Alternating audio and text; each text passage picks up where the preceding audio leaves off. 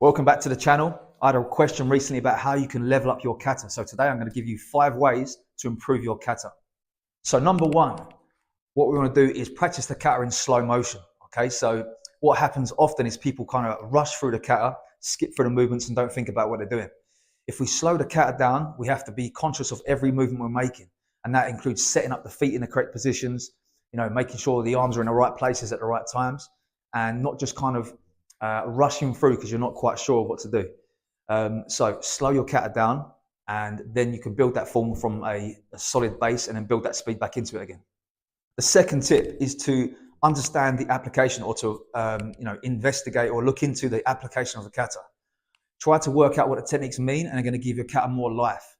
So instead of just kind of running through the kata making shapes, we're actually giving the kata some meaning and some understanding, and this is going to greatly improve the flow and rhythm and kind of intention of your kata.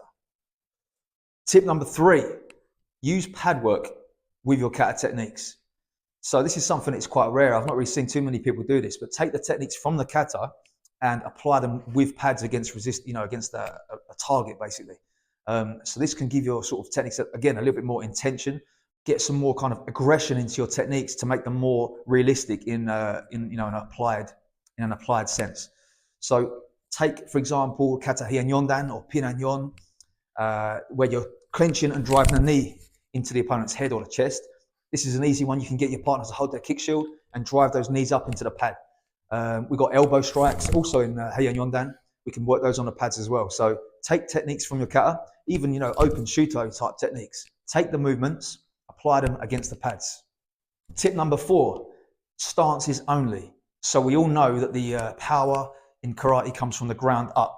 So take the hands out of the equation, work only on the stances. How I like to do this in my dojo is get the students to put their thumbs into their belt, so they're taking all of this kind of assistance from the upper body out and only working the lower half of the kata. This can then give you a bit more of an understanding as how to generate force in our techniques when you're sort of taking the shoulders and stuff out of it, working from the floor and moving correctly. And the final tip, number 5, is a lot of the time people are quite robotic and stiff in their kata.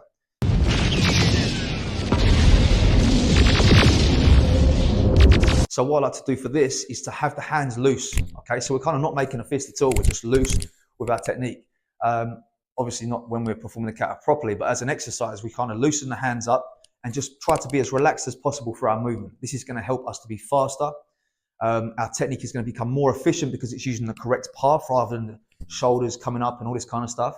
And it's going to give you a different feel within the kata. It can also help the rhythm of the kata a little bit better because we can be a little bit sharper and quicker with that relaxed feeling. Again, the problem a lot of the time for people is they're too stiff.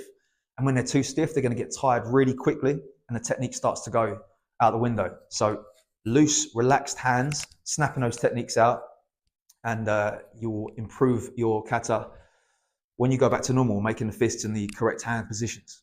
Okay, so there's 5 tips there that I like to use when I'm teaching my students in the dojo to improve their kata.